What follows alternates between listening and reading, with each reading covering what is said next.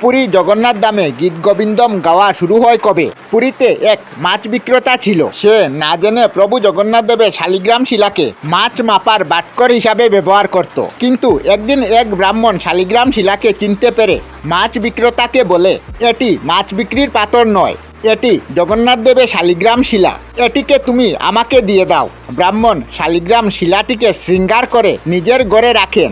রাতে ব্রাহ্মণের স্বপ্নে জগন্নাথ দেব এসে বলেন যে, আমাকে মাছ বিক্রেতার কাছে নিয়ে যাও, আমি শৃঙ্গার আর শ্লোক চাই না, আমি গীত গোবিন্দম শুনতে চাই, কারণ ওই মাছ বিক্রেতা গীত গোবিন্দম গাইতো।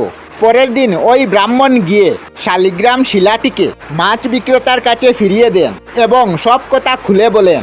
জগন্নাথ দেবের প্রেম দেখে মাছ বিক্রেতার চোখে জল আসে। তারপর মাছ বিক্রেতা মাছ বিক্রি ছেড়ে দেন এবং জগন্নাথ দেবের মন্দিরে গীত গোবিন্দম গাইতে শুরু করেন। আর তখন থেকেই জগন্নাথ দেবের ভক্তরা গীত গোবিন্দম শুনিয়ে আসছে।